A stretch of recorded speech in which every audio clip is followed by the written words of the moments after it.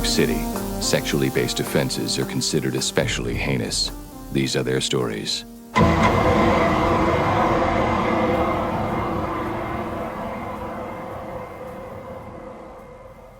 Hey guys, welcome to Munch My Benson. My name is Adam. Of course, as always, I am joined online by Josh, and today we are joined by a very special guest, Neal Fischer, who literally wrote the book on Law Order SVU. As you can see it in his, and you can see my copy right here. Thanks for joining us, Neal. Tell us a little bit about yourself, and then we'll get started. Yeah, thank you so much for having me here. I've been enjoying listening to the show. My name's Neal Fischer. By day, I'm kind of a director. I do film, television, theater, things like that, podcasting on the side, and then write these books. And this is my newest one. It's my 8th book. It's called Law Order SVU Confidential. It was a great way of kind of breaking down the show and my hope of getting it to people who've never seen the show and those that are super fans, and hopefully kind of putting something together that is a fun guidebook to kind of watch along with the show. So I appreciate you having me here, and excited to talk Law Order SVU. Awesome. Yeah, we're pleased as punch to have you here. So the book hit the shelves October 14th. So this will probably drop mid next week. So it'll have been out for about 3 weeks. Yeah, it's super fun. Really, like the graphic design is frankly like sticks out so much to me. Like it looks fucking great. The design team did a really nice job, and it's, and sometimes on these books you don't know sometimes who you're going to be partnered with, who's the design team or who the illustrator is, and this one I didn't know. It was kind of like a surprise, and it was really cool to see what they did with it. And I thought it was just going to be like straight white pages, like a file stabler would be filing or whatever, but no, it was great, and it just kind of gives a nice visual language to it that's really fun, and it kind of every new page is something different, which is great.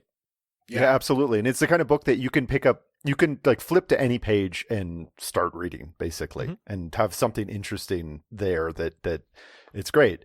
Now, I want to know, were you approached to write this book, if you mind my asking, or are you the kind of sicko that has watched so much Law and Order SVU, like Josh and myself, that you decided to devote even more time in your life to create something like this?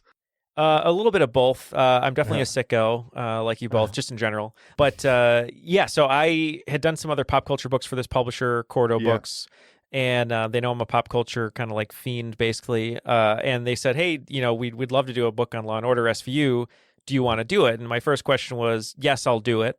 And then my second thing I said was, I've never seen the show in my life. Nice. How much time do I have to watch it? And they're like, you have 3 months to write this book and watch it. So I literally binged the entire series over 3 months, 6-7 episodes a day, and really fell in love with it. It was a great show to watch, and I really dug it. And kind of the running joke is, my wife had never seen it either, and so every night, till midnight, we're watching these shows, and she's like, do I have to watch another one? I was like, oh, got to watch another one. So, but she ended up really liking it too. So we both got into it. And anytime I get tasked with doing something, like, hey, write a book on this and research this, I go all in, and that's what's fun for me. Did it break you? Yeah, seriously, just catching up. That's what, 600 episodes plus? I don't know what the number is. Did you just do the first 26 seasons or 25? I got up to like 540, 530, 540, something like that. Yeah, and then I was able to, towards the end of before the book was published, I think I wrote it from October till January, and then maybe like March, I kind of went back and I was able to see a few more episodes and update the book. But yeah, it was a lot, and but I mean, these episodes they kind of flow so easily, so it wasn't like, I didn't think it was a slog in my opinion. It was like, later seasons, great production quality, but not as fun as the first 12. But sure, yeah, it was fun. Yeah. There's some gems, but they're a little bit fewer and farther between. Yeah. You're preaching to people, to a pair of guys who have to jump around to random episode here or there, and there's some real. Like when you got to season 19 and 20, were you wondering what you'd gotten into and afraid of what was coming for another? for another was actually 6 seasons. Yeah, it's kind of funny, yeah, because you're right. Because it's like that one meme. My friends and I used to watch movies all the time. Like every week, we would pick movies, like four pairs of movies, and we'd all vote on it, and we'd get food, and we watch whatever. They all have to be related anyway.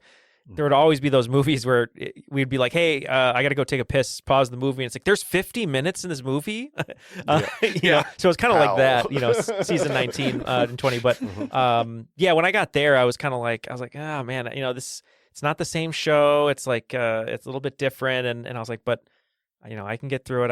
I can see another impassioned speech by Carisi that was ham-fisted in there, but stuff like that." Oh, so, yeah. Whenever the randomizer kicks out at 19 or 20, Adam and I are just like beside ourselves before we even have to watch it.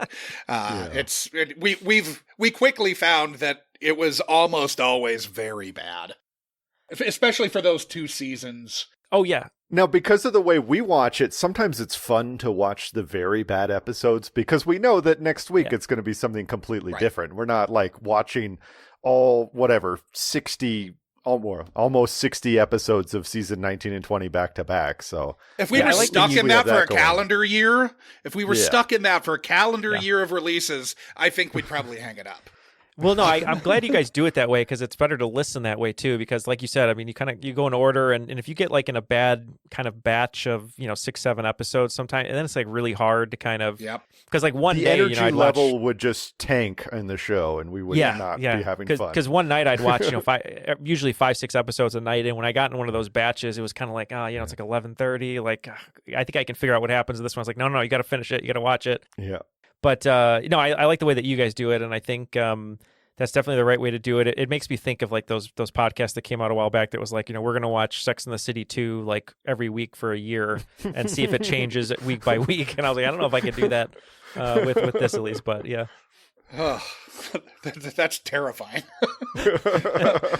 So you do have 2 other podcasts that we should absolutely plug. Yeah. Why don't you tell us about Triviality and Curated by chance? Yeah. So Triviality, we've been around about 8 years. It's a pub trivia style game show podcast. We like to say it's where a lack of seriousness meets a little bit of knowledge. So we're not necessarily the greatest trivia players in the world. I'm sort of the movie TV guy, and we have great guests from around the world, like Jeopardy champions and really, really smart people hosting the games and doing that. And so we have an episode every week, about an hour every Tuesday. We have a bunch of bonus episodes on niche topics, Seinfeld or Star Wars, things like that.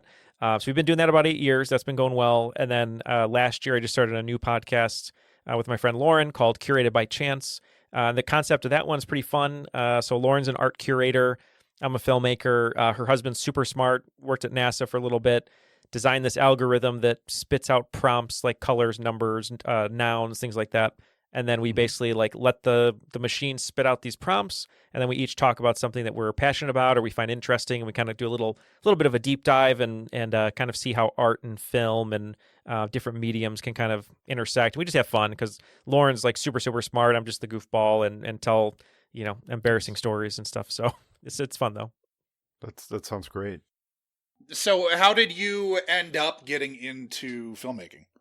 I've started ever since I was a kid. When I was like 3 or 4, my mom, she was a makeup artist and hairdresser and stuff, and she loved movies. And so, I always kind of tell the story, which is true, that, instead of reading like kids' books, she'd read me like books about Marilyn Monroe, and we'd watch, John Waters movies and horror movies when I was like, 3 or 4. So she was one of those parents that was like, he can watch anything. I'm going to teach him that the thing's fake and what's wrong. This is a swear. This is not a swear. So I was watching, Pink Flamingos when I was 3 and 4, Howard the Duck and Nightmare on Elm Street, Killer Clowns from Outer Space. I mean, all that good stuff. And so I've been watching movies since I was a kid, and always wanted to be a director, make movies. And so throughout high school, I did theater. I was acting, doing some directing, stuff like that. I was a drummer and a singer, and then kind of started directing stuff in high school. And then as soon as 18 hit, just started kind of doing it semi-professionally and then professionally, doing, indie films, commercials, short films, web series, documentaries. And yeah, just always wanted to do it. I know it's kind of like boring to say, but I've always wanted to kind of do this kind of thing since I was a kid. And what's been nice over the course of my life is I've been able to kind of pick up different other creative avenues like podcasting or doing books or different things like this. And I always kind of find a way to pivot because in order to kind of survive with creative stuff, you always got to pivot, when things get hard. So. Sure. Yeah. Yeah. You got to have a lot of irons in the fire when you're gigging like this, Yes. Yeah. So this is your 8th book, but you didn't say that this is your 8th book since, if I'm not mistaken, 2022? Yeah, it's pretty crazy. So I was directing commercials like 2019, 2020, and writing scripts and stuff like that. And then COVID hit. And here in Chicago, at least, all the commercial production just like completely shut down. I was at a production company. I was a director there and a producer there. The company unfortunately shuttered basically because of COVID. So like the whole team kind of got let go, including myself. And so I was like, I don't know what I'm going to do. Like I can't direct anything because of protocols and no one's shooting and there aren't any like, regular gigs that I can get. What am I going to do? And I had a meeting in LA, 2020, actually, right before everything shut down. It was like January 2020. And I was talking to a manager and he was like, hey, we're representing this new book agent. Do you have a book idea? And I always tell people, and it's kind of worked out for me decently well, when you're in meetings like this, creative meetings in LA, wherever in New York, anything you have in your head that you think is a fairly good formed idea, just kind of like talk about it and see what happens. So he's like, hey, we've been talking to this agent. Do you have a book idea? And I'd been rumbling around a Patrick Swayze book idea and just the title I had, which was Feng Shuizi originally. And I was like, okay, I'll just say this. And I was like, oh yeah, I have this Patrick Swayze idea called Feng Shuizi. I love Roadhouse and I love Patrick Swayze. And they're like, oh yeah, that sounds really good. Can you write a proposal for that and give it to us in like 2 weeks? We want to pitch it. And I was like, yeah, I know what a proposal is. And I completely lied. So I Googled what is a proposal, and I spent a day basically, researching it and figured out what it was. Kind of went into it like full tilt, kind of like, obviously with this book, turned around the proposal in 2 weeks. And after about, a couple months, someone bought it. And the caveat was, we'll do your book, but you need to get Patrick Swayze's widow to approve it. It took me like 6 months to find her because it was really hard to get a hold of her. And finally got a hold of her and her sister-in-law. And that was like it was nice because every day during COVID, I'd go out and walk for like a mile or two. And I'm like, just like, get back, respond to my email, please. Then finally someone got back to me and so that started that. And then kind of just wrote furiously over the pandemic. It was 1 book. The next year it was 2. And then it was 2 books the next year and then 4 this year. So it just kind of like got bigger and bigger. And I've just kind of been saying yes to everything because I love doing it. So. Right on. Yeah. I love that the Swayze book was your idea. I got my wife, she's a physician and she had to take this terrible board exam. And I talked her through the ups and downs of the board exam by telling her to be like Dalton. That was my pep talk. Be nice till it's time not to be nice. Yeah, exactly. Yeah. Wear flowy pants and kick ass, Yeah, right. Oh no, it was fun. And it's funny too, because some people will say like, oh, it's kind of I wish originally it was like a lot more of a straight bio, but with like comedy in it. And then they kind of brought out more like illustration comedy, which was fun to do. Yeah. So I tried to jam pack that as much as I could with like fun facts about Swayze, just so that someone who's like, oh, I really like Patrick Swayze would learn something, but it was also fun just for like a person just to pick it up, Yeah. Nice. I mean, we're both big Swayze fans. Oh, good. Fans. Well, you're my people then. That's good. Yeah, I was. No, I've got Roadhouse and Blu-ray like right over there, and Adam probably has it on VHS, but.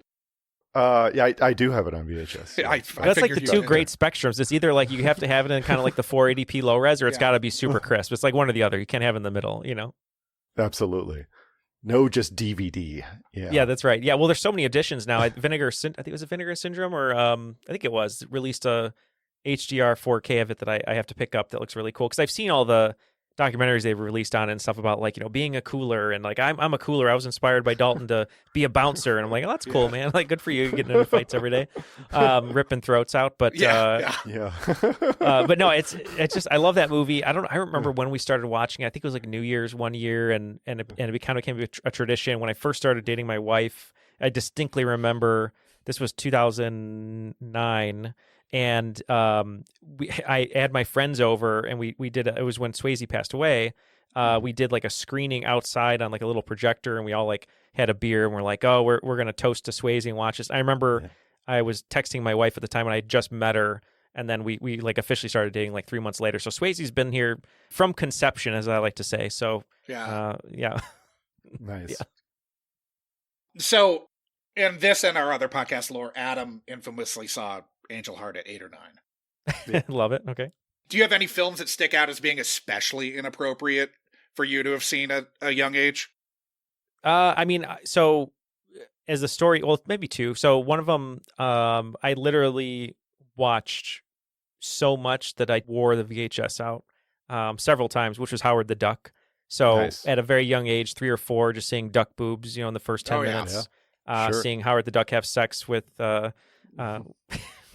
Thompson. With Leah Thompson, yes. Yeah. Cleveland. McFly. Yeah. Seeing the hair come up on the back of his head, It's still my favorite MCU film. So yeah, it counts. I mean, it counts. And then you got the first is the best. That's true. First is the best. You have Oscar winner Tim Robbins in there. You have a convicted pedophile, which is which happens. Yeah. But that was one of them. Howard the Duck, and then it's so funny because like I said, I've watched so many bad movies that I don't know which one would have been the worst, but that one I watched a ton. And then speaking of Swayze, actually, the reason I got into Swayze was when I was maybe 6 years or 7 years old. I would go to my aunt's house, her apartment, I should say, and she would watch me. And she only had like 10 VHS tapes, and kind of like a library, you'd go and pick one or whatever. But every time she would watch me when my mom was working or whatever, I would go and grab Youngblood with Rob Lowe, and I'd watch that. So I'd not only see Rob Lowe's bare ass several times in the movie, but then I'd watch Tea with Mrs. McGill, and I didn't know what Tea with Mrs. McGill meant. And then 15, 20 years later, I'm like, oh my God, they were like banging the old lady who ran the house. Okay. So, and a funny caveat to that story is I was on this TV show called The Floor with Rob Lowe. And they cut out this huge conversation I had with them in Ireland when we're on the show. And I was like, oh my God, I can't believe I'm talking to Dean Youngblood right now. And he kind of like laughed. And I was like, I just wanted to let you know, I know what Tea with Mrs. McGill is now, or something like that. And I was like talking to him about it, and they cut all of it. But at least I called him Dean Youngblood at least once. So that's okay. Nice. It's still insane to me that they shoot The Floor in Ireland. But yeah, how did you end up getting on The Floor? So a lot of people, with the trivia podcast, we get a lot of like casting notices and stuff, but someone had reached out and said, oh, you should apply for this. And I was like, oh, I don't know if I really want to do that. And I applied like for the first half of the application, but it was like really in depth, like, videos, multiple answers, like, say how great you are at trivia. And I'm not like that type of person. I'm not like, I'm going to kick your ass, So I did about half of it. And then I was like, I don't think I'm really going to do this. So then I stopped. And then I got a random text like 2 months later, and I was like, hey, we saw you filled out part of this application for The Floor. We're really interested. Would you like to do it? We need people. And I was like, oh my God, okay, I didn't even finish it. So then I just did an interview, and I got cast within like 3 weeks. It was in the summer. And then it was like, hey, can you do this? Do you have a passport? Do you have, different clothing or whatever? And it was all, in like 3 or 4 weeks. And then, I think it was August I went, or late July. We got flown to Ireland, and we filmed. It was basically a straight week, and then the season after us was right after us. So it was very, very much a whirlwind, but a cool experience. A lot of cool people we met. Yeah, I bet. That's nice because Jeopardy doesn't put anybody up. That's what I've heard. Yeah, and see, that's the funny thing because everyone's always like, "Oh, you should." I can categorically say they don't because I've been on it, but. Well, I'm curious to hear about your experience too, because like we have a lot of listeners who are like, "Oh, you should do Jeopardy," and I was like, I could do pop culture Jeopardy, but there's no way I'm doing regular Jeopardy. But we have great people who've been on Jeopardy before. But did you like your experience? I mean, I fortunately lived in LA. Okay, so it's a little easier, yeah. Yeah. But for the first 2 times I auditioned, because I auditioned 4 times for it. First 2 times I auditioned, I had to like travel to an audition. I had to stay in Houston once. I had to stay in DC once. Wow.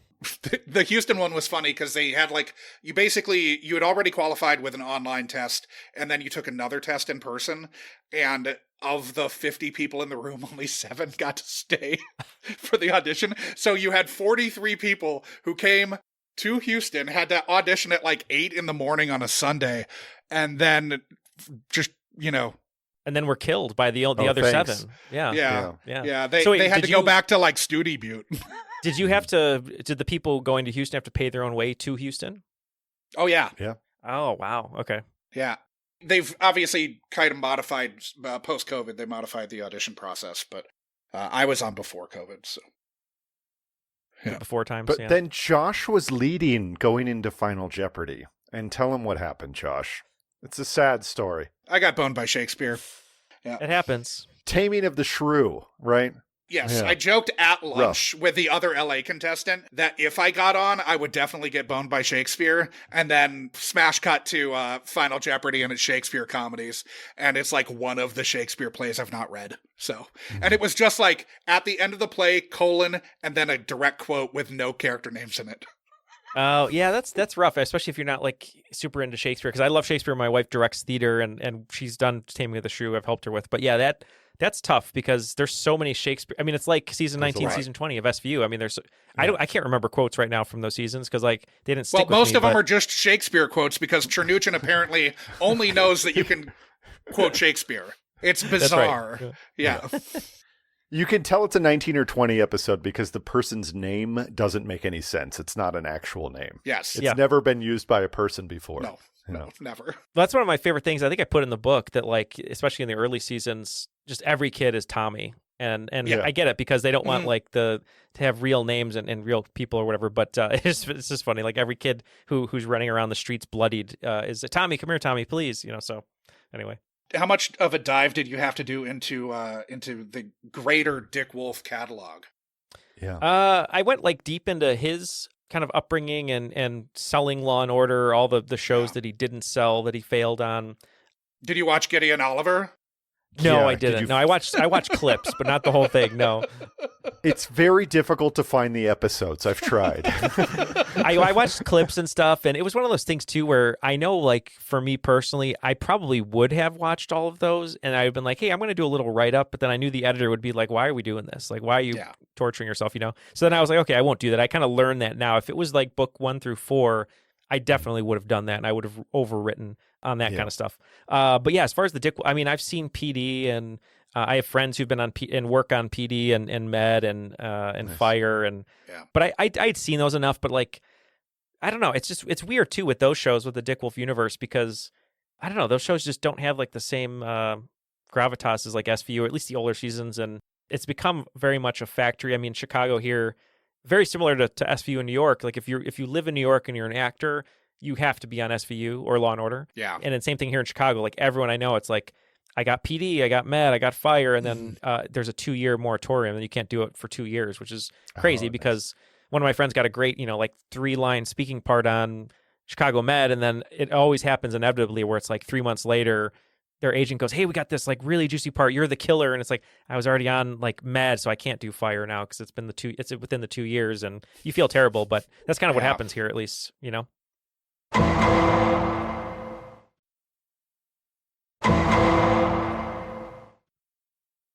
So did you often find yourself wondering why you said yes to SVU? No. I mean, I think it was a fun challenge. I think like anything pop culture, I'm like totally down for. And I wouldn't have said yes if it wasn't like something that I was interested in, because I love crime stuff. I love, I really love procedurals. Like one of my writing partners hates procedurals, and I get why. I understand why, and it's completely valid. But I also find like if a procedural is really, really good, it makes it even better than a lot of other shows because they have such a formula, and you really have to be good at the formula to like make it interesting. Otherwise, it becomes boring. And so there's so many. CBS has like 1 million shows no one watches, but they're number 2 in the ratings, and it's like best show in America. So I think like getting a show like this, at least. And I always keep saying it, like the 1.0 era, like 1 through 12, like there's some really, really good episodes, and like, man, I was really surprised they flipped the script there. And that's when it's the best. It's like when it doesn't go on autopilot, because when it goes on autopilot, like it really becomes that show that's always on in the hotel, because you're like, I'm going to let it be on the background in the hotel. But like if it's a good episode, that's the one where you're like, do I want to go out and get pizza at 11 p.m. in New York? No, I'm going to sit on the bed and watch Stabler change the lights for Matthew Modine and get him to confess. So watch John Stamos get a woman to leave her husband in real life on screen. Yes, that's such a crazy story too, that's where he met his wife. And I wonder if he poked a hole in that condom as well, but you never know. So I know you probably couldn't have gotten this cleared, but I did like a timeline dive on that. Oh, yeah. And like she got married weeks after they shot that episode and then left him within like 2 months. Wow. So like that Ferrero Rocher gift set really came home, I guess. Oh, man. Yeah, there's no way legal would have cleared you diving into that more, but No. I pretty sure he stole somebody. Look, he's a very charismatic man. He's a very charismatic man. He was just at Riot Fest over here in Chicago. They did this huge campaign to get him. He was playing with the Beach Boys and stuff, and the guy who runs Riot Fest got a John Stamos tattoo in order for him to come. It was pretty funny. So I bet. Yeah, I love that. So how was getting access? Because it seems like you've done a lot of research. How much was online research? How much was actual like being a journalist, calling people and getting quotes? Because some of it's stuff I'd never heard before and was really interested to learn. Yeah. There's a couple books about it, but not a lot. There was a really great book where they kind of went deep in like the first 8 or 9 seasons that I read a bunch. A lot of it, which I don't know where it kind of comes from. I think it comes from like maybe the producing stuff that I do where, like when I was working at a production company, we would find vendors or find, hey, we need, this commercial needs like someone who can twirl a hula hoop, in a ring of fire or whatever. You're like, where am I going to find that? And you have to do the research. And so I've gotten very good at like going down all angles. And so one story, actually, I didn't tell in the book and not a lot of people know, but for like a summer or like a year, I was kind of like training to be a PI, and I didn't end up doing it because I was working at Starbucks at the time, and I got into this PI firm, and I remember like one of the days they're like, hey, so we're going to give everyone a beeper. If this beeper, goes off, you have, 16 hours to get to a state as far as Idaho or South Dakota. And it could be any of them. We won't let you know until you call in with the beeper. And I was like, I don't know if I can commit to that. Like, I'm just working at Starbucks right now. So anyway, I love investigating stuff. Yeah, exactly. So yeah, when it comes to the research though, I watched like every interview I could watch. I like read every interview I could find, magazines, like go to the library, old magazines, online.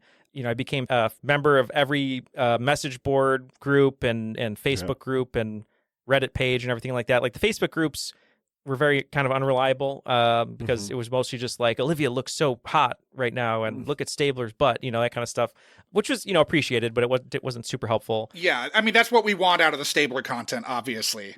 Well, exactly. You could bounce a quarter off of it. You want him like, exactly. You want him like leaning up against a pole. But no, I'm glad you mentioned that though, because no one said that before. And it was a lot of research, and coming from the trivia podcast, and as I'm sure you know, Josh, like, when it comes to trivia people, if you're writing trivia questions, you're talking about it, you can't get it wrong because you'll get called out. And so I'm so anal about like, I wouldn't put anything in the book unless I found like 3 verifiable sources to it because, and some of them might be like slightly off, but I'm pretty sure I got everything, right on the money. But yeah, I wanted to make sure I wouldn't put anything in the book that I couldn't verify. Like if Mariska Hargitay like said something like, oh, Mariska Hargitay says blah, blah, blah, blah, blah. And it's like an Instagram ad that was given to me, I would find the exact clip that she said it, change it if that's what she said to what she said, and then double check that it was real and all that kind of stuff. So it's just kind of, that's really what took the most time, because once I was watching the show, I could have written about it, but I wanted to make sure like that it was fun, that there was enough information in it. And my favorite thing to do in real life kind of with my wife is go to real locations. And so I wanted to make sure like find as many of the locations that you could. And the hard part was with books like this, I wrote this a year ago. So you finish the book and then there's like a point where you can't do anything to it anymore. And I found like 6 more locations. I'm like, oh man, I really wanted to put that in the book, but I couldn't. So, that kind of stuff happens. Adam and I are both weird locations people. Exactly. Yeah. I love it too. I used to do that like before I moved to New York, I would do that just like searching on Google Maps and stuff and figuring, oh, they're here. And then I moved there and I had a 1-year-old and I was like, I'm too tired to do this. I can't. It's nap time. I can't go like down to the west side to figure out exactly which block this shot on. Well, that's one of my favorite things is like the show will, and I mean, all TV shows do this, but at least in the first 15 seasons or whatever, it's very clear they're filming a lot of the interviews and like chase scenes in the Upper West Side because it's probably very nice to film in and it's not actually grimy, but they're making it look like it's really grimy. Similarly, here in Chicago, the Bear is such a big deal. and the Mr. Beef restaurant. My production company that I worked at was right around the corner from Mr. Beef, which is like the nicest area, but they make it seem like it's this really hard-nosed South Side town, but it's not. It's just So anyway, gritty. but Carmy has to wade through the grit to serve beef. And there was one thing I was going to say, which is there's a funny thing in the book that there's a mistake that's in here that I didn't put in there. And that's how anal I am about it, because I didn't notice it. It wasn't in any of the drafts that we had done. Yeah. And then I opened the book, kind of read through it when it was actually printed, and I was like, wait a minute, I didn't put that in there. And I looked at it and I was like, technically it's kind of correct, but to what I was saying it is not correct. And I don't know, I just Do you want to get that on the record right here? Yeah, well, I'll see if anyone can find it. It's just very subtle. It's nothing important or anything like that. But there's a mention of Dick Wolf shows that is slightly off, that shouldn't be there. And I double checked my notes. I was like, I didn't put it in there. Someone else must have thought it did. But anyway. Having had editorial changes made to things I've written and had them like rendered either like taken out the joke or like make the joke not work or whatever, I feel your pain. Oh, thank you. Yeah, it's one of the, I mean, sure, as you know too, like anytime you write something, like, hey, why did you do this? I'm going to take it out. And it's like, well, no, it's because of A, B, and C. And it's like, oh, okay, I get it now, but you have to like kind of explain it. Otherwise, and I'm that way with humor too, like especially with the Swayze book. It was even crazier before we released it, and I had like so many jokes and things like this that I thought were really funny, and we really kind of trimmed it down. But I'll have to go back and look at some of those old writings, because I know I kind of went ham on some of the stuff, which I find fun. But I guess there's always is an editor, so that's what happens. Absolutely, it's multiple editors. Yeah. How did you find digging into the Dick Wolf universe versus, for instance, the world of Cristiano Ronaldo? That's a great question. So speaking of that, actually, so the Ronaldo book, the Mr. Beast book, and the Steph Curry book, I had seen Steph Curry play, maybe saw one Mr. Beast video, and only knew like 2 facts about Ronaldo. So that one also really deep diving into the research. Those books I only had a month and a half to write each. Okay, wow. And I wrote them all at the same time, or about 2 months, all at the same time. Mr. Beast I had started while I was in Ireland on the floor, or had been working on it. So what I liked about SVU better was there was a tangible thing that I could watch and research, and I had it every day. I was like, hey, I can watch 5-6 episodes a day. I know it's there. Mr. Beast and Ronaldo, Steph Curry, I had to do a lot of research on their bios. I had to like go and make sure, the hard part with Steph Curry specifically was like going through his college years and everything. I was like, I want to make sure I get the stats right. Like, how many points per game did he have? Like, when did he break this record? What record did he break? Because sports stats are like such a beast. I mean, it's just like, unless you're Bob Costas, I mean, it's really kind of hard. So, so that one was really rough. You have to get it right, because somebody else is going to fact check you. Yeah. Exactly. Exactly. So I did that. And then the Mr. Beast one was maybe the most fun, just because it was just like YouTube videos. And that one, no one knew a lot about him at the time. And it was the first book. I had to get that one done right away. And it was just kind of like, hey, just, we're working on this book together. There isn't really a Mr. Beast book, so we can kind of make it whatever we want. And so that was kind of fun, where I could just kind of like, I wanted to make those books like the one I used to love going to Scholastic book fairs at school, and I'd have a $20 bill, and I'd see what can I get for $20, and I'm gonna fill out the little form, or I'd go there in person with the cabinets, and I just wanted to make it a book that a kid would be like, oh, cool, like I just learned that Cristiano Ronaldo naps several times a day, and like and this is he can jump higher than a tiger or whatever it is, and I would think that was cool. So that's why I wanted to make those books like that.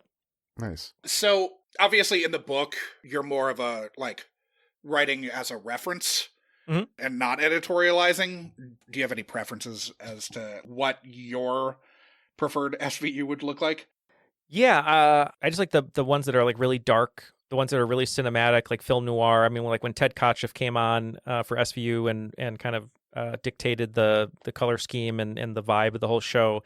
I just really love that. Like, I think, like Stabler's made for like mood lighting. I mean, kind of seeing half his face and him like, grilling a suspect. I think, when there was kind of like a real sense of danger where, maybe they could get shot or something, or they're in the field and they're up against like a really, big creeper or something like that. Those are always the better episodes. I feel like, when the lighting gets flatter, when it gets more soap opera-ish, when it gets more assembly line kind of, Mariska Hargitay is not going to get shot. Or, I mean, she'll get shot, but she's not going to get, nothing bad's going to happen. It's going to be the same thing every time, So, which is fine. That's great for a certain number of people. And being in the Reddit chats, a lot of people love, season 16 to 26, and they absolutely that's what their favorite episodes are. And I, totally, that's great for them. But I think that's when the show becomes more of a, for lack of a, not worse, but for better or worse, but it's like more of a Hallmark movie, right? Like you kind of, you know what you're going to get. You're going to get, a little iced tea thing here. You're going to get Olivia. She's going to kind of, same character thing every episode. Those first 12, though, are just so unpredictable because they're figuring out the show. I love when they take big swings, even if they don't work really well. Like I was saying, like the Matthew Modine episode, Rage. I think that one's so weird. My wife hated that one because she's like, why are they spending so much time on him saying the same phrase and him fixing the light and why is it flickering? And I was like, well, that's the whole point. It's really cool. And it's kind of like the Fly episode of Breaking Bad. And so when they let the writers really do weird things, or Raw, when a whole courtroom full of Nazis are getting shot, pretty crazy. And Munch takes one of them in the butt. Yeah, exactly. Yeah, and there's that great moment where Ice-T brings him his shake, and they have that little fake moment. Shake that's fictional, I believe, right, Adam? Yeah, it's fictional. Yeah, if I recall, that's where the fanfic that we read was from correct. that episode. Yeah. Did you go down that rabbit hole at all? A little bit. There's SVU fan fiction. I did read a little bit because I didn't realize there was a huge subsection of people that really want Olivia and Cabot to bang, and it's huge. We're a BenBot podcast, We're a BenBot podcast, and I mean, they did film them kissing. They just never released it. Mm-hmm. So yeah, it was kind of fun, going down that, and I did read a little bit of of Munch fanfic, which is so weird to think of Richard Belzer removing clothing, but good for him. But no, I guess to answer your question though, anything that's darker, and I like when they switch up the formula, where the killer announces themselves in the beginning of the episode, whether it's a ticking clock, scavenger or whatever. Those are fun for me because I love crime stuff, and when it does that, it's a much more entertaining show. And my favorite thing probably ever in the whole show is Dr. Wong being 100% right every time, and Stabler just being like, "There's no way, Doc. You're not right," and then he's always right. That's what I find funny. Yeah. I guess, do you have a favorite episode, or do you have one that really particularly stands out to you? That's a great question. Yeah, a couple for different reasons. Wildlife is absolutely insane, with Big Boy getting eaten by hyenas, and Stabler, making Olivia be a fake prostitute, and a gibbon coming out of a basketball for Kragen. I would say it's kind of a underrated episode. It's an early one, but I really do, for some reason, I really like Manhunt because I love seeing Munch and Finn as sort of the focal point of the episode, because that's one of the things, when with certain procedurals, when you have a star at the lead, sometimes it just gets stale just because of the nature of it, because they're in the lead and you get the same thing. So I love when hey, let's highlight Munch this episode, or that the one episode where he's reading to the little girl, or he's talking about his dad committing suicide, or let's do this one about Finn and his family, and then you get the great Ludacris cameo. So I love those kind of episodes too. Just same. We know who they are, Olivia and Elliot. Let's do something different. Yeah, we are very much we have strong opinions about that, because sometimes the show, even in later seasons, there'll be a Velasco episode, and we're like, oh my God, this show could be so good. Velasco's great, And then the next week it goes back to something else. Well, and it's funny too, because there's a great, I didn't put this in the book, but I kind of noticed it afterwards because I was rewatching some other episodes, but you just made me think of it now, which is kind of funny. You can kind of see the progression of the show with how much Olivia Benson whispers. The more she whispers, the later in the series you are, and you know that she doesn't when she's interrogating someone, it's a lot more whispering. It's a lot more I'm going to talk very softly to you here. When I very loud Elliot, very loud Olivia, I'm going to slap you. Did you just call me a hoe? Whatever, all that kind of stuff, which is earlier. But I don't know why I just thought of that now. But I was just thinking all the interrogation styles are so different now compared to the original. I think you're just coming to terms with the scarring that Adam and I have had a longer amount of time to develop the scar tissue. That's true. We're definitely not fans of Olivia victim whispering.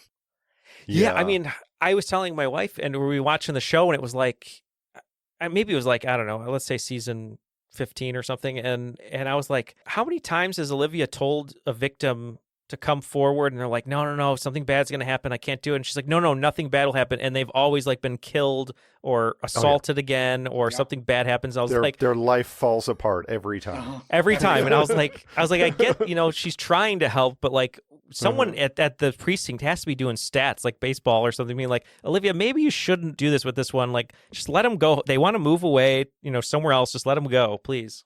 It happens so much. Yeah. NYPD is keeping comm stats on Olivia Benson's body count. Yeah. The amount of people who are re-victimized because of Olivia, it's probably well into the hundreds. Oh, yeah, it has is. to be. It has to be, yeah. Certainly at least like 60. 100. Yeah. If we could go back and like, there's a few like stats that we should have been keeping this whole time. Like how many times did each character do a police brutality or, an officer involved shooting, etc. Prison rape taunt. Yeah. I was it was exactly the one I was going to say, which is like the show's so big about sexual assault and victims and stuff. But like at any chance they get, it's like, well, you better tell us what the truth is or you're going to go to prison and get raped. And I'm like, oh my God, like you're supposed to be protecting these people from getting definitely raped. stopped doing that around season 15 or so. But yes, for 15 seasons, it's... I mean, that's like Ice-T's favorite thing is to get behind someone's ear. Yeah. Well, Stabler and Amaro do it a lot too. Like Amaro for the first couple seasons that he's on, it's prison rape taunt central. Oh yeah, totally. And you can tell that he's basically reading or performing, Stabler lines that they expected Stabler to be doing, but they're like, well, let's just slightly alter them a little bit, but it's basically Stabler 2.0 for sure. Yeah. Mm-hmm. They need someone else to Catholic at people also. So they just Stabler with great hair. That's why. That's when they cast Danny Pino. That's what they went for. As someone who frequently has to fact check the fandom page, thank you for your service. Do you remember any of the corrections that you made? Oh, geez, that's a good question. So it's funny. I have scar tissue from the second book I did, which was on TV series. I know it's kind of unrelated, but there's a lot of like misrepresentation and like TV stuff. Like I'd go on the wiki pages and someone would be like, oh, Fred Flintstone's address is this. And I'm like, no, it's not. And I'm like, am I allowed to comment on this? So I had to like create an account and I had to like go to like these overlords. And I'm like, here's a screenshot from HBO Max and from the original broadcast. Like this is the address, not what's on here. And then they approve it. And I'm like, why is it so hard to like put the truth out there? But anyway, I did that a ton with TV shows. With this one, I'm trying to think of a couple examples because I know there were a few where I had to correct something like on the Wikipedia, just like small things too. Like someone would put in the wiki page like, oh, they went to this place and this is where the scene happened. And I know New York pretty well. And I was like, no, that's not actually it. And I changed it.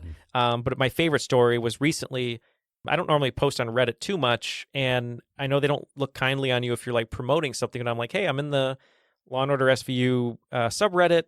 All these people seem like they like this kind of thing. Like, I'm proud of this book. I mentioned them in the acknowledgments, and I used, some of their opinions and stuff for fun. So I was like, hey guys, I finished this new book. Hope you enjoy it. I mentioned you in the acknowledgments. Thank you. And I put like dunt or whatever. And the first comment was, oh, this book looks amazing. Thank you so much for writing it. And just so you know, it's actually thunk. That's the correct way to say it. You're wrong. And I was like, I could come back and be like, no, that's incorrect. But I didn't. But I wanted to. I was so tempted to. I was like, well, read the book because the correct thing is in there. But anyway, I probably should have. That's a very Reddit comment right there. Yes. It was like, good job, but you're also wrong about something. Confidently wrong about your correction. Yeah. Speaking of, that was the section of the book that I think I enjoyed the most, is the Mike Post section. I mean, we're huge Mike Post fans, and I can unabashedly say that, more so than any of the we both have Law his Order record. SVU. I love that. Yeah. I do too. I have that record. It's great. We're also in a chat that's going on right now, that's going off on our backgrounds. We've muted, but it's Mike Post for Life is our group chat. Oh, I love that. He's awesome, man. His themes are amazing, and I was glad to learn about him because before I went into this book, I was doing that TV book, the second book, and I really fell in love with the Magnum PI theme song. Sure. It's so good. And I was like, man, this Mike Post guy is just a badass. And then I was like, wait a minute. Pumped. He did NYPD Blue, he did Quantum Leap, and I was like, I just went down the list. Rockford Files. Yeah, Rockford Files. Basically, every show he did had a great theme. Like and almost so every single it was one. when I was researching the book, I was like, they make such a big deal, or he does, I should say. Like I was watching a ton of interviews with him that, Dick Wolf always makes fun of him and says, "Hey, you've done all these great things. You're going to be known when you die for 2 notes." But then I'm like, that's insane, because if you just look at his filmography, it's unbelievable. So yeah, I loved researching Mike Post's, listening to interviews with him, how he wrote the theme song for Law Order, for SVU, how he still does all the theme songs except for Criminal Intent, and just the fact that what the clang is what he calls it, what the clang is made of, which I put in the book, which is various drums, something hitting an anvil, like a hammer hitting an anvil, jail door being shut, and then 100 Japanese men stomping on the floor, which is just incredible. So, yeah.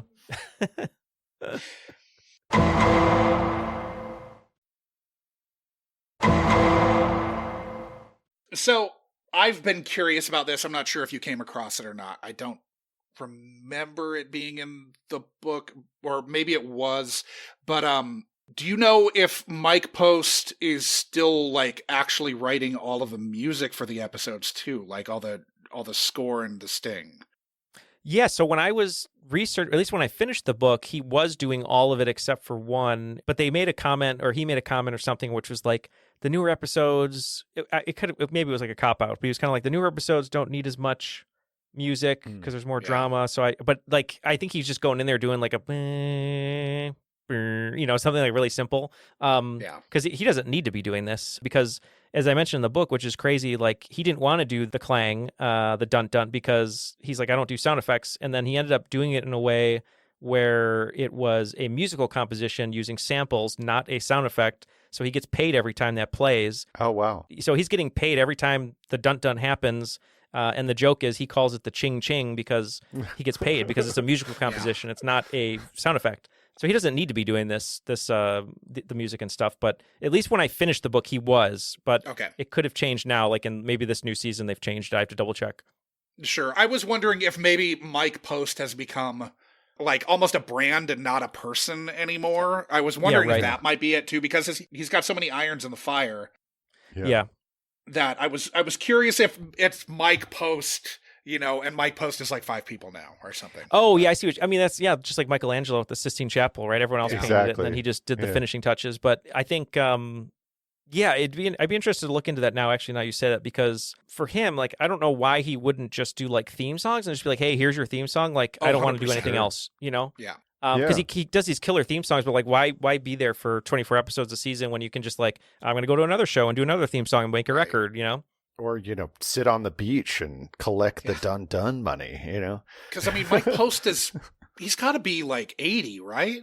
Yeah. He was pretty old when I was doing the book. And I'm just going to double check right now, because I'm really curious myself. 81. Yeah, 81 years old. So yeah, just take a break, man. But yeah, I didn't realize when I was researching. Yeah, I really want to know that, actually. I want to know what the residuals are on it. One of the things I didn't put in the book that I should have is I love Van Halen, and he produced Van Halen 3, which is like a really random fact. So really, wow, that's bizarre. That's very. How did I not know that? Yeah, I forgot to put that in the book, and I should have, because I love Van Halen. There's so many things that, like, when you do a book like this, that's a lot of reference. I try and put so much into the book, like fact-wise, because I just love learning, like, it's like the DiCaprio meme and like Once Upon a Time in Hollywood. I want to do that, like, oh, I get it. But with this book, funnily enough, I wrote, let's see, I think it's like 30,000 words, 35,000 words, something like that.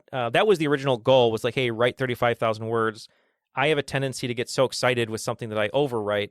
So I think I wrote like 60,000 words, and I had to cut it down myself. Jesus. So there was a lot of like little fun things that I know that aren't in the book, and I can't even remember what they are. I'd have to go read them, but I just know that there was like little extra icing on top of stuff that I wish I could have kept in, but most of the good stuff, stayed in. So, I mean, if you decide to do a Mike Post book, you definitely have at least the 2 of us who will buy it. I was going to say we could just do it together, right? And then totally. Yeah, I think that'd be great. I was like wilding out when I found out that NYPD Blue was inspired by In the Air Tonight by Phil Collins. I was like, oh my God, it totally makes sense. That's what it is, so it's just cool. That's really an unsung hero.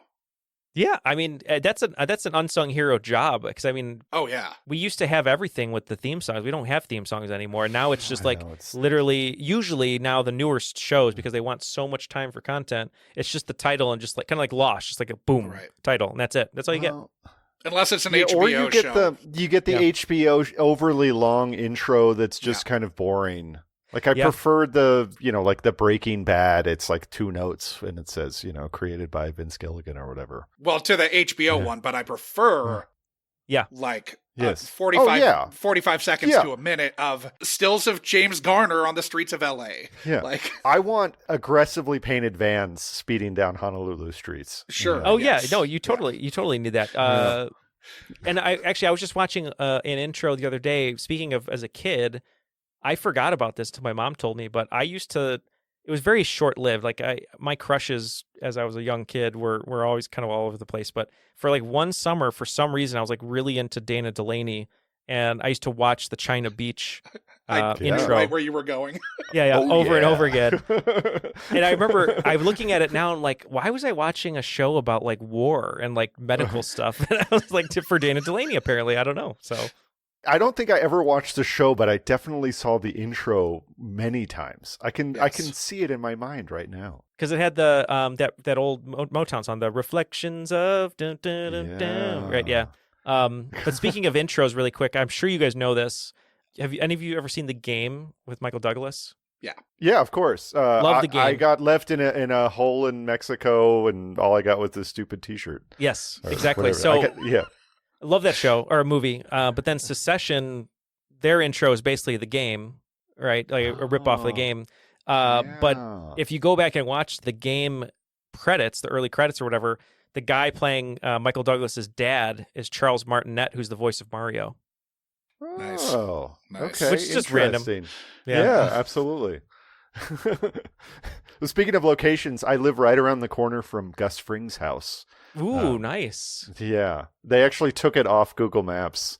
I guess too many people were getting selfies there or something. Yeah. Well, that's just like Walter White's house. Yeah. His house keeps getting pizzas thrown on the roof. So, so Walt's house, they're trying to sell it for $4 million, which is way above market for that size house in Albuquerque. Like $3.3 million above market probably for that house, at least.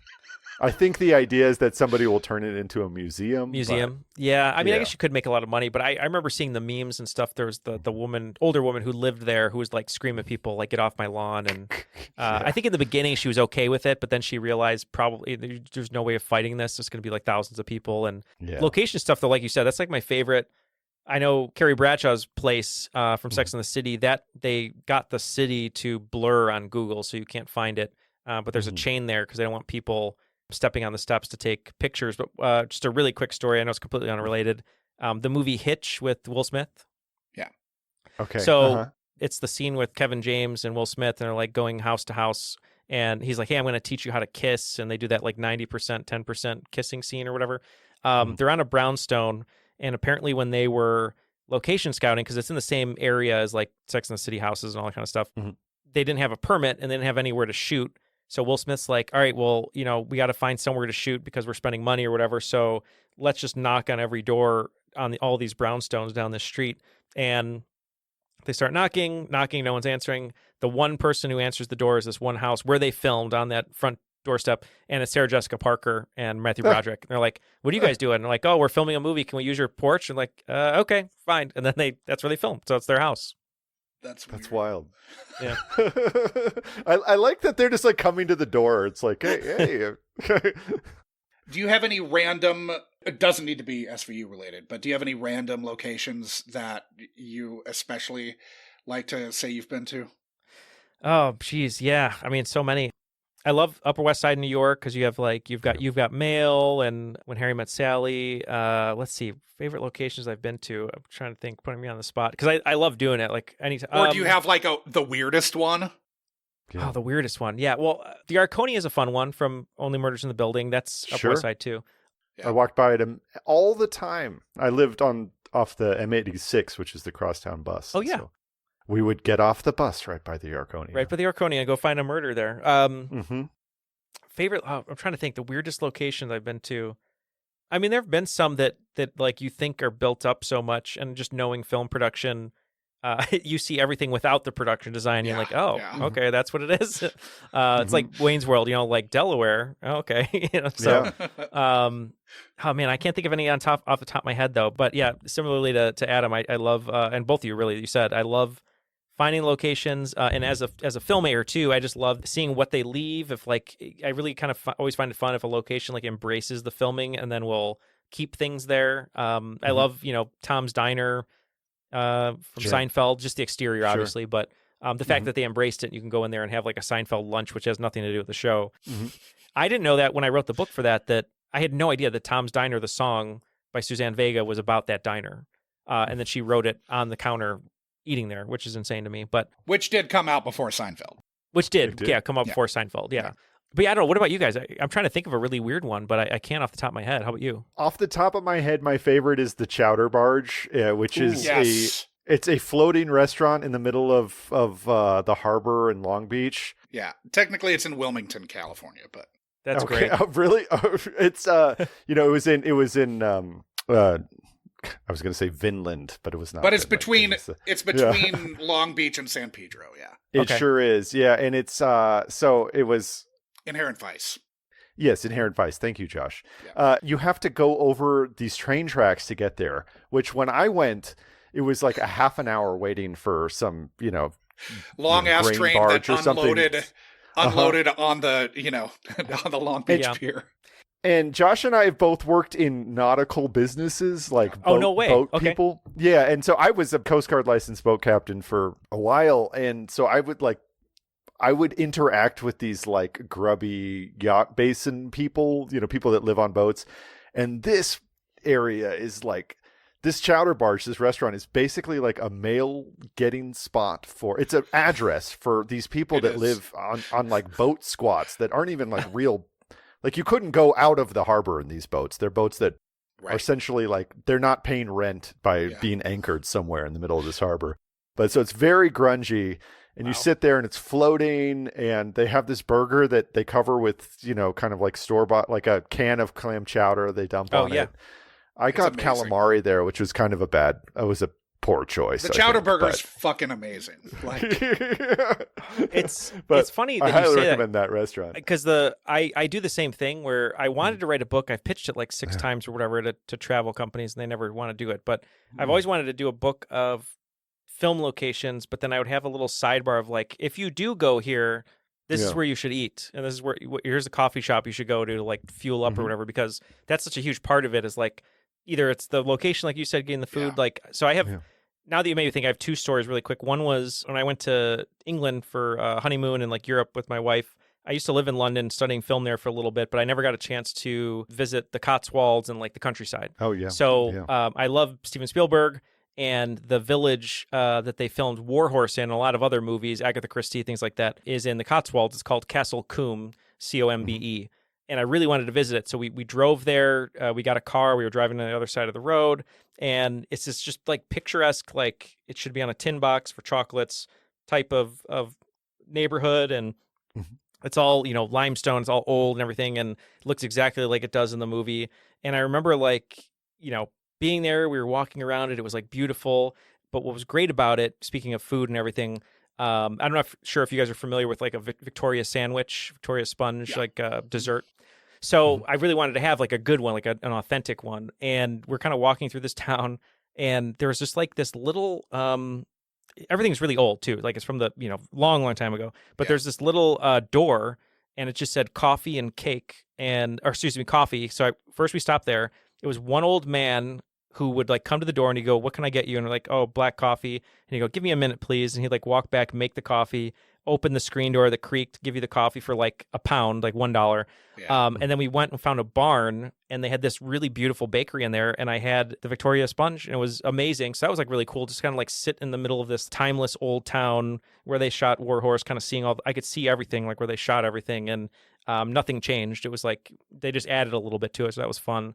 And then one really quick story that I just remembered. I did a really bad horror movie a long time ago, and we went to a location deep in western Illinois, kind of where it's not much going, like cornfields and things like that. And we found a house online It was like a dilapidated house that was perfect for a horror movie, and it had like a crazy inside and a crazy outside. And I remember we got permission to film there from the owner because they were on vacation. So we all show up. There's maybe, I don't know, 16 or 17 of us. But the goal is there's going to be a lot more people there. We're going to film this other stuff. So we get there, and no joke, we arrive on the property. We're kind of looking at the house or whatever. We got the key. This dude comes out, looks like he's straight from the Texas Chainsaw Massacre, like big glasses with dirt on him and like heavy lenses, just really dark tan, like sunburnt everywhere, kind of like sweaty, baseball cap, flannel, pulls a shotgun on us. And it was very scary because he was very angry, and he pulled a shotgun on us. And I'm like, oh my God, this is like a horror movie. And he's like, what are you doing here? You're on my property. Like, get away or I'm going to shoot. There's like, young kids and a couple older people. And we go, well, no, we got permission to be here. He's like, who told you to be here? And so we finally get it. It's this very tense standoff. What we find out is the woman who gave us permission to film at her house, who went on vacation, we were allowed to be there. What she didn't tell us was she had just divorced this guy, allowed him to sleep in her shed, and didn't tell him that we were going to be filming there for the weekend. And he thought we were intruders and was going to pull. It was loaded, so it was crazy. It was very heightened to film the 2 days that we were there or whatever. We got it done, but that was almost more interesting than the movie itself. But I just remember that now. I had to tell you. So yeah. Well, that reminds me. I was working.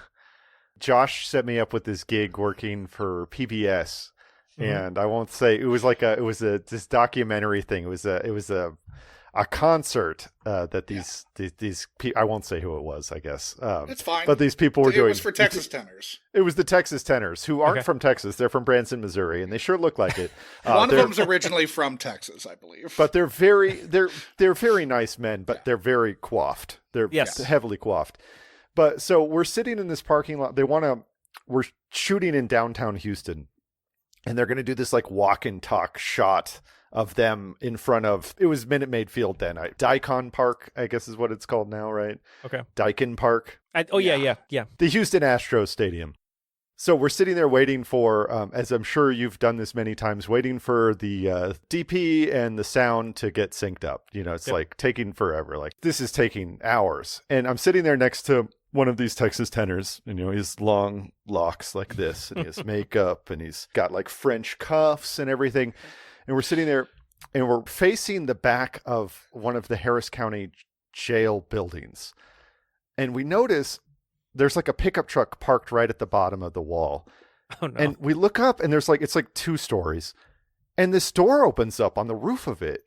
And a guard holds the door while 2 guys wearing inmate jumpsuits walk out, lower a bucket via a rope. The guy in the pickup truck takes something out of the bucket, puts something else into it, and then they raise it up, and then they walk inside. And I'm sitting there with this guy, and we're like, did we just watch drugs get smuggled into fucking jail? Is that what just happened here? But that was the most fun I've had on set, I think. That's like Morgan Freeman, right? The Shawshank Redemption. Like they get stuff for everyone. Yeah, getting cigarettes and all that. Absolutely. And the guard was so nonchalant about it. He was just standing there with the door cracked, waiting for everything to happen. Then he walked inside with the rest of them. That's wild. Mm-hmm.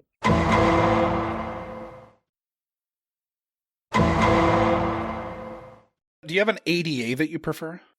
Yeah, I mean, I know it's boring. I mean, I love Cabot because she was my first, obviously, and she's tough as nails. I love her.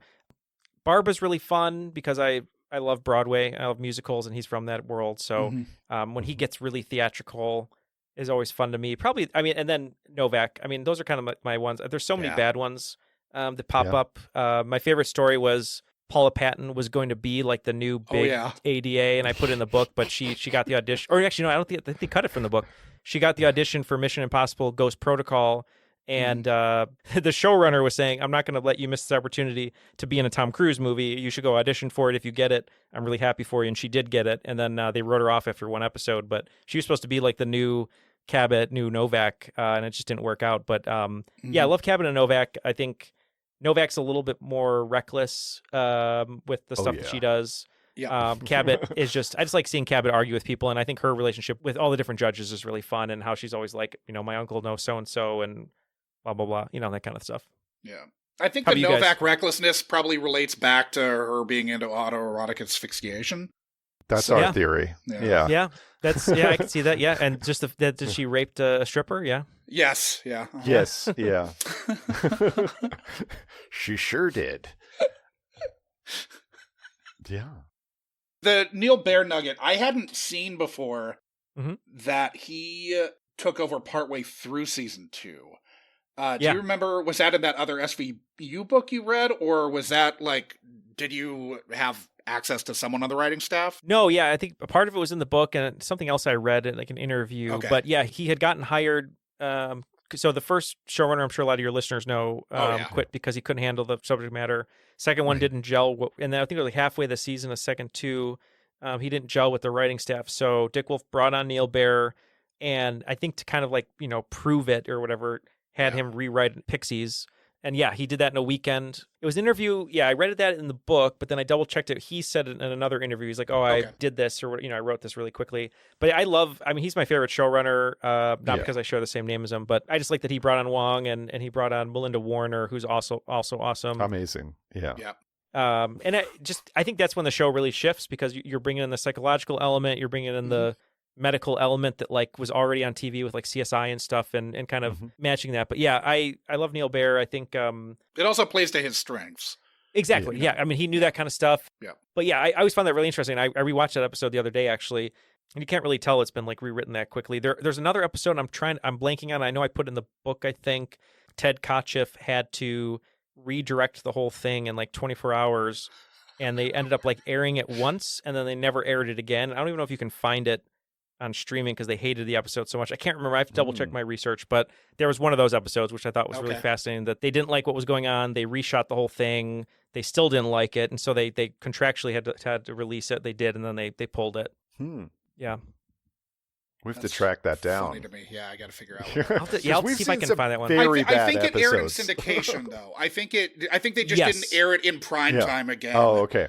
That's probably what it is. Yeah, and I have to look that one up too because I think it's in the book, and I'll look through my notes. I'm almost positive it's in the book, and that's what you had said was that it never aired again in prime time. It's not like SNL where they fully memory hole things that they, and then it becomes like the Mandela effect. 'Cause you're like, I know I saw that episode or that scene or whatever. I mean, there's the one they did in 2016 with Gary Cole where he basically plays like Trump, and so that one was where that's never going to see the light of day. Which that got pulled. I want to see that one. That's the only one that they shot and didn't air, if I remember correctly. Yeah, because I think there was even ads cut that you can find of like the previews. Oh yeah, they had a promo ad that. Yeah, and that's just nowhere. Seriously though, you've ingested a lot of SVU. Are you okay, Neal?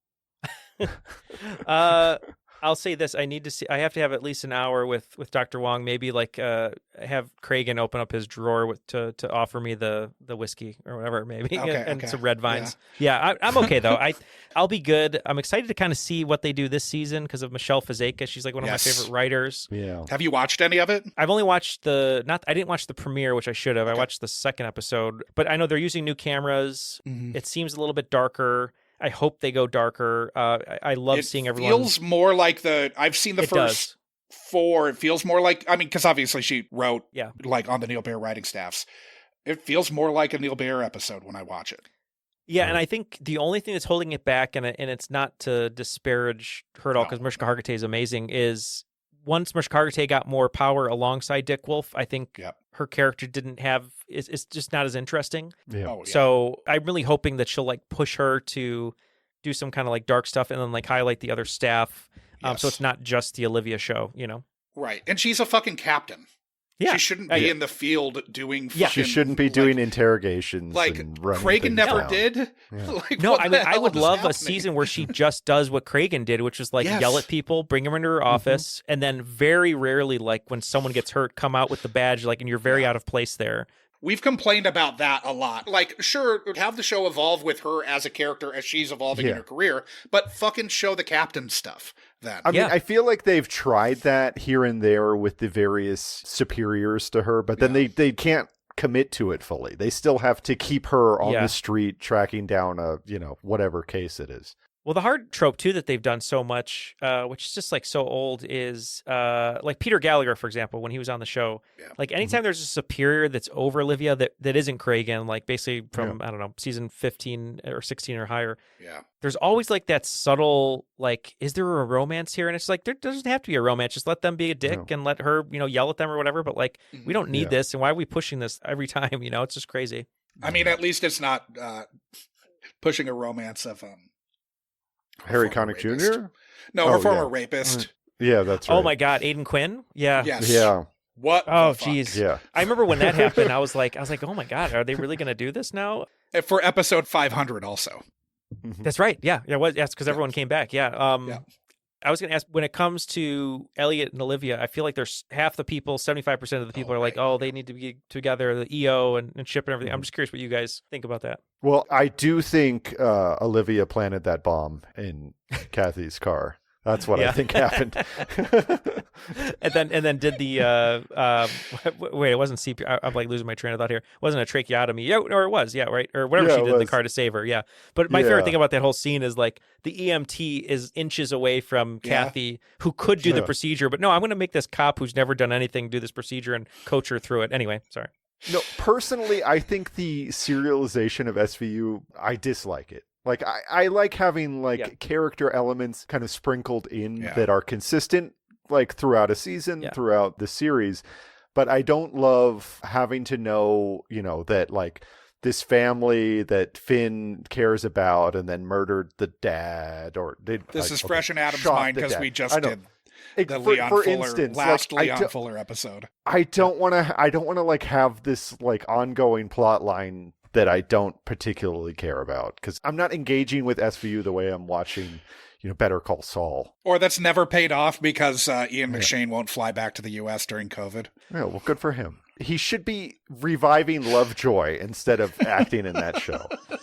Yeah, I agree with you because I think, it is a procedural and it's okay to be a procedural. And I think TV has gotten so good, HBO and Breaking Bad, all that kind of stuff. And I feel like the later seasons are trying so hard to be like, we need like 6 plot lines to converge and we need to go deep on Velasco on this. We need to go deep on Kevin Kane's character and stuff. And it's like, okay, I get it, but like, you're not that type of show. Like, just give us like one really great hour that we're going to watch. We're going to forget about it. When we rewatch it, it'll be fun, but we're not going to be thinking about the repercussions of what happened for 3 weeks or whatever. That's how and as far as like them getting together, like, I know people really want it.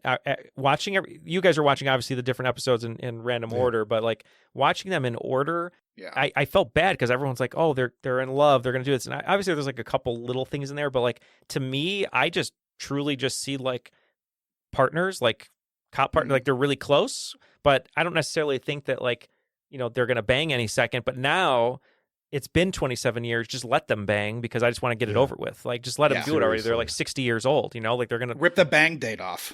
Exactly. Just, if you no one's go getting back pregnant. and watch the X-Files, there's way more tension. Oh, in yeah. the Yeah, but they X-Files. actually fuck too.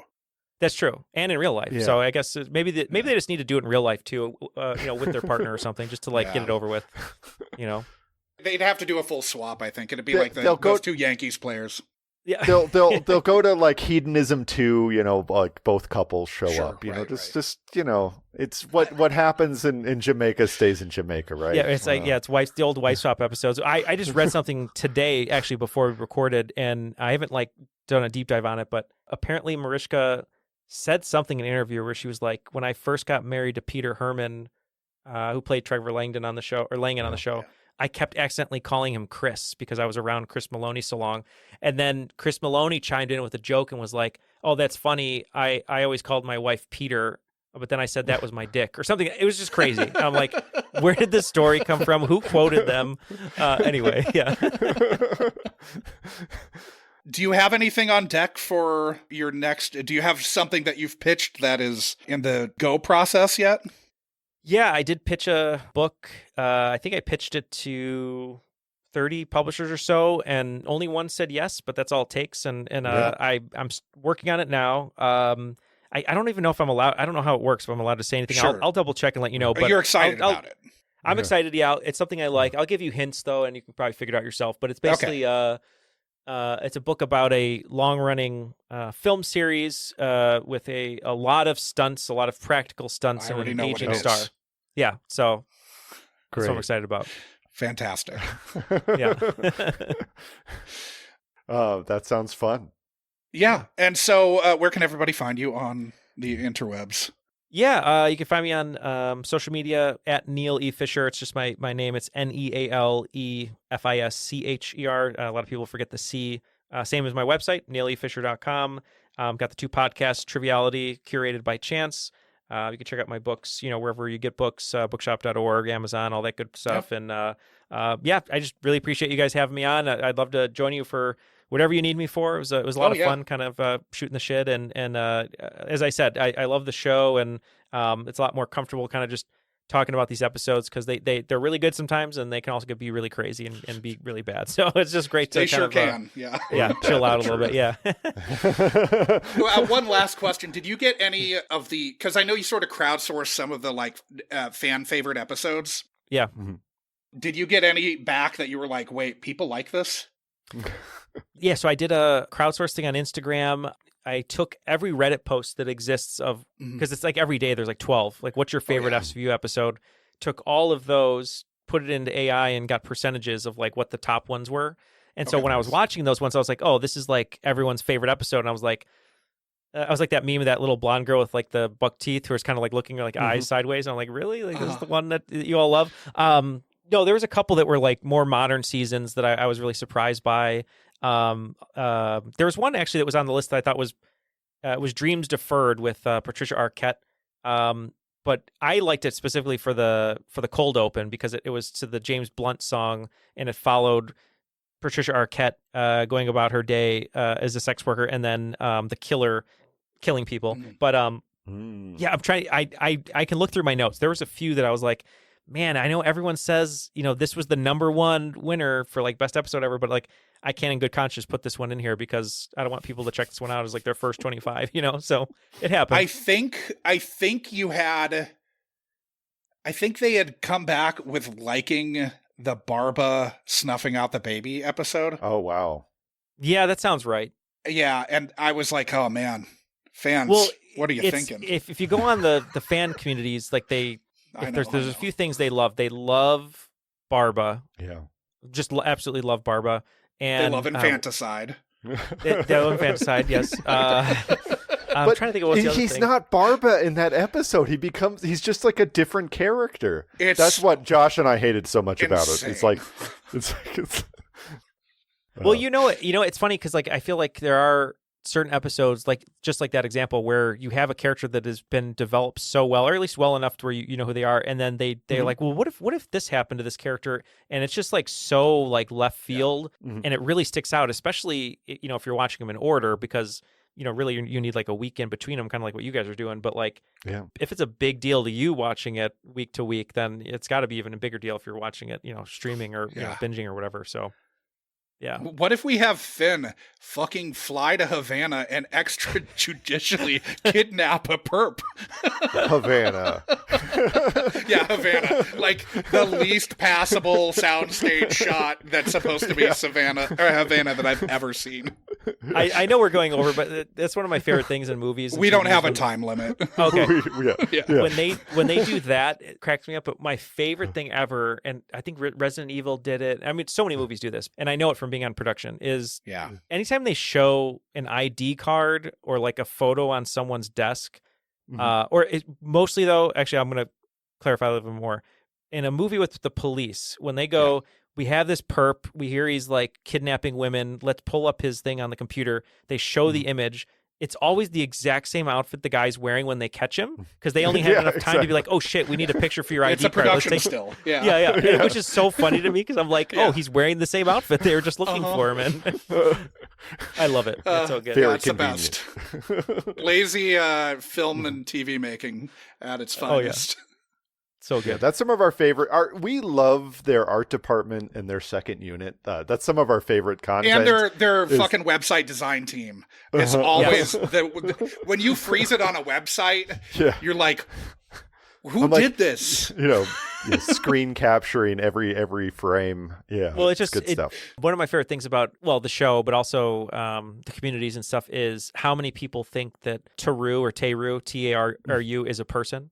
That's my favorite thing, because everyone's like, I for 6 seasons, I thought Taru was that one guy, but it ended up being Ruben Morales.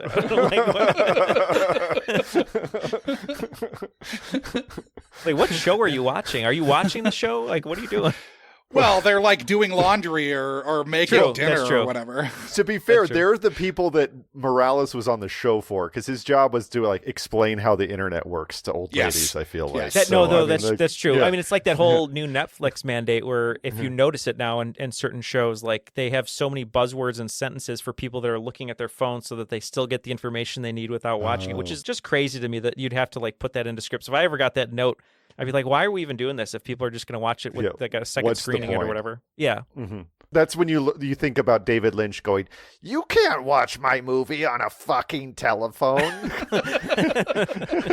or watching Oppenheimer on a Shrek TV, like how Christopher Nolan wanted it. Yeah, exactly. I love that. Well, Neal, this has been really fun. Thanks for joining us. Do you have anything else that you want to throw out there before we say goodbye? No, I just really appreciate being here. It was a lot of fun. Anytime you guys need someone, let me know, or we'll talk about movies, I'm sure. And sure. I have a whole list of crazy movies I've seen as a kid that I'm sure have scarred me, but it has not come out yet and will one day in therapy. So we'll see. Yeah. Nice. The Unkind Rewind is your therapy. Lay down on the couch.